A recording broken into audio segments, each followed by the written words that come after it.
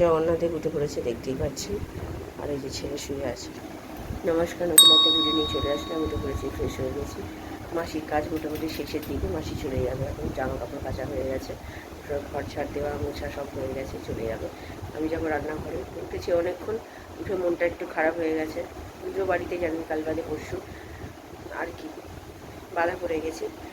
মানে এতটাই মনটা খারাপ, আর কি বলবো। দেখি ছেলে আজকে স্কুলে যায়নি, কাউকে ছেলের আজকে 2-3 পিরিয়ডের পর ছুটি হয়ে যাবে।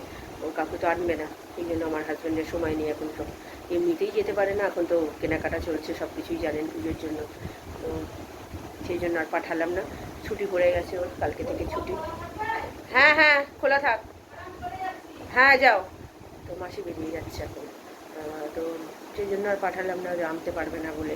তো এই তো চলছে।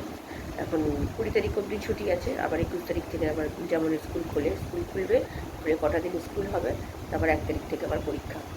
আর আজকে রান্না বলতে গেলে মোচা রয়েছে, রাত্রির দিনে চিকেন তো তুলে রেখেছিলাম। কদিন ধরে শুধু চিকেনই খাওয়া হয়ে যাচ্ছে আমাদের। আর আজকে শেষ হবে চিকেনটা, যেটা করেছিলাম কবে, শনিবার দিন চিকেন করেছিলাম, সেই চিকেনটা তুলে রেখেছিলাম। তো রোববার তো বিরিয়ানি খাওয়া হলো, সেই জন্য খাওয়া হলো না। কালকেও তাই, চাপ বিরিয়ানি ছিল, যেটার জন্য নাহলে কালকেই খাওয়া হয়ে যেত। তো আজকে সেই জন্য রাত্রিবেলা সেটা খাওয়া হবে। আর এইবেলা মোচা রয়েছে আর মাছ করবো, তাহলেই হয়ে যাবে আমাদের। আর কালকেরটা কালকে দেখা যাবে। মাছ আজকে করলে আর থাকবে না, কালকে ডাল ভাত খেয়ে নেবো। পরশু দিন তো বাড়িতে রান্নাবান্না হবে, সব কিছু ঠাকুরের। এটা মনটা এতটা খারাপ লাগছে না আমার, মানে কিচ্ছু করতে পারবো না ঠাকুরের কাছে। যাকে ঠিক আছে, আর কি করা যাবে, এটা তো আর আমার হাতে নয়।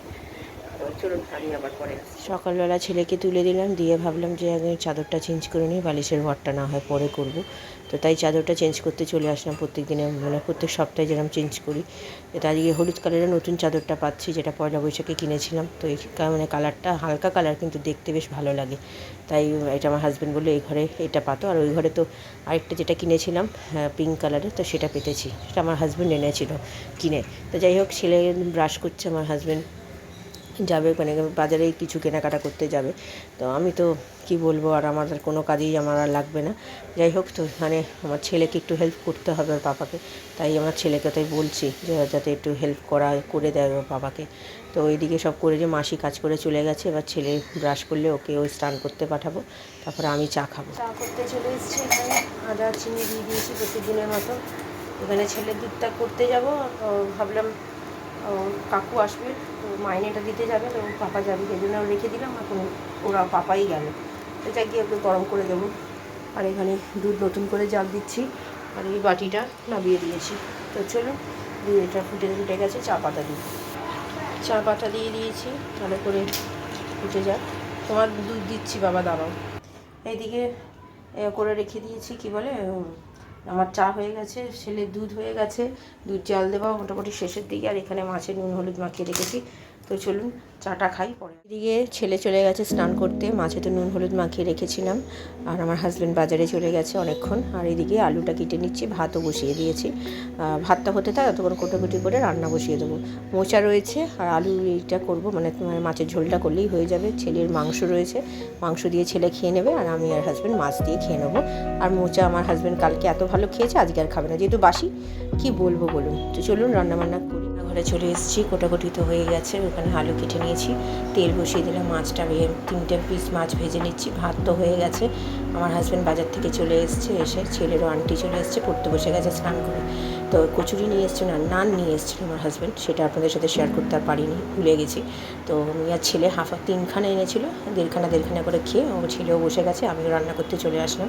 কালো জিরে ফোড়ন দিয়ে আলুগুলো ভালো করে লাল লাল করে ভেজে নিয়ে তারপরে নুন দিয়েছি, দিয়ে জল দিয়ে তারপরে দিলাম হলুদ গুঁড়ো, লঙ্কার গুঁড়ো, জিরে গুঁড়ো দিয়ে ভালো করে কষিয়ে নিই। মাছও দিয়ে একসাথে কষিয়ে দিয়ে জল দিয়ে আটার গুঁড়ি দিয়ে নুনটা দেখলাম একটু নুন লাগতো, দিয়ে ভালো করে নামিয়ে ফেলেছি। তো এই হচ্ছে আজকে রান্না। আর মোচা তো রয়েছে, হয়ে যাবে আমাদের এবেলা ভালো। হাজব্যান্ডের পুজো হয়ে গেছে, ছেলের আন্টিও চলে গেছে পড়িয়ে। এই যে ছেলে চলে এসছে, আর আমার খাওয়াও হয়ে গেছে হাজব্যান্ডের। আমার স্নান হয়নি, গ্যাসটা পরিষ্কার করব। তো এখানে বালিশের ওয়ারগুলো চেঞ্জ করে নিচ্ছি, সকালে তো চাদরটা চেঞ্জ করে নিয়েছি, ছেলেকে বললাম একটু করে দিতে, ও করে দিলে আমার হাতে হাতে একটু করে দিচ্ছে, কারণ কি অনেক টাইম লেগে যায় বুঝতেই পারছেন। ও খুলে দিচ্ছে, আমি একটু পরিয়ে দিলাম, ওর তারপরে টেনে করে মানে বাকিটা বালিশের বার পরিয়েছে। তো দুটো বালিশই ও করেছে, ও কি আর সব পারে, তাও করে দিয়েছে, এটাই অনেক বড়। আমার হাজব্যান্ড বেরিয়ে যাবে এই মা একটু পরে। তো চলুন, হয়ে গেছে আমার এদিকের কাজটা মিটে গেছে। তো বাকি কাজগুলো সেরে এবার আমি যাব স্নান করতে। দুপুরের খাবার মোচা, ছেলের মাংসটা মানে ছেলের জন্য যেটা তুলে রেখেছিলাম মাংস, সেটা গরম করে দেবো। আর মাছ, আমার হাজব্যান্ডকে 2 পিস মাছ দিয়েছিলাম ছোটো ছোটো, 1 পিস মাছ রেখে দিয়ে চলে গেছে, বলেই কিন্তু দিলাম, তাও কি বলবো, এক্সেস করে বেশি। তো যাক গিয়ে চলুন এগুলো খেয়ে নিই।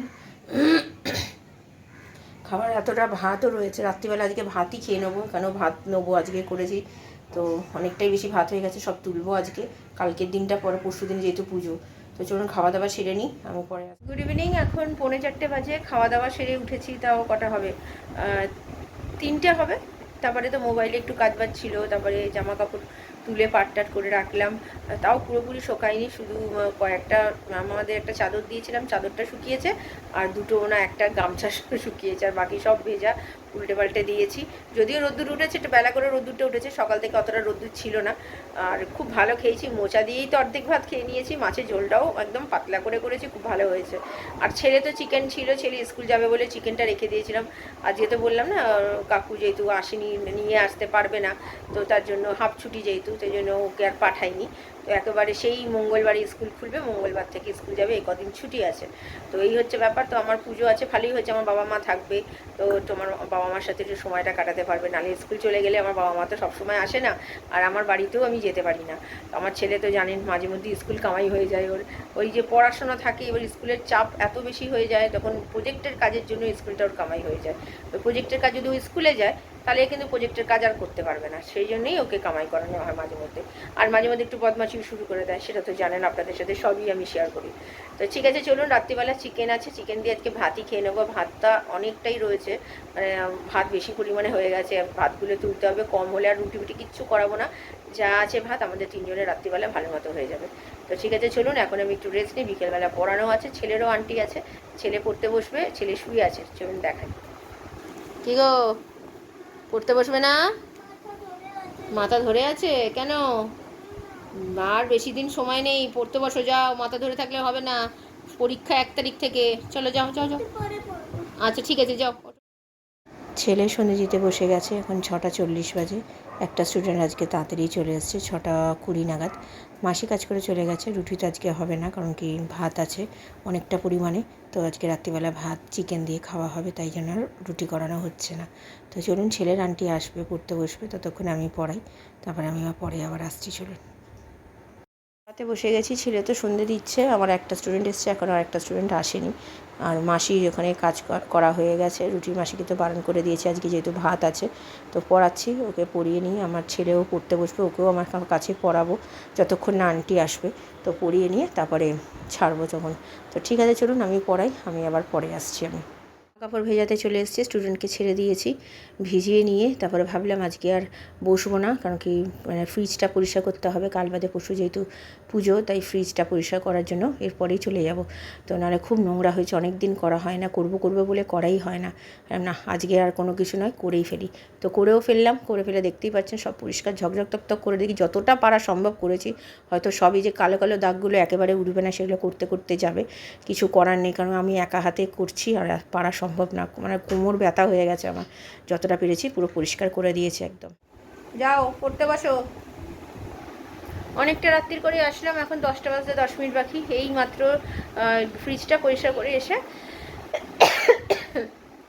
বসলাম, হাঁপিয়ে গেছি, এত কোমর ব্যথা করছে, পুরো সব বার করে মেজে ঘষে পুরো একদম ভালো মতো করেছে, যত শুধু কালো কালো যে সাইডের দাগগুলো আছে সেইগুলো একেবারে যাবে না, সেটা আগেও বললাম, শুনলেন, ওগুলোকে একটু টাইম লাগবে, কারণ কি মানে এইগুলো একবারে যাওয়ার মতো নয়, মানে এতটাই নোংরা হয়ে গেছে, নোংরা মানে ওগুলো কেমন হয়ে যায়, এবার রোজ রোজ বার করে এইভাবে করা তো সম্ভব নয়, বাড়িতে কত কাজ থাকে বলুন না, তাই আজকে পেরেছি, আর না আজকে করি, করাটার দরকার আছে তাই।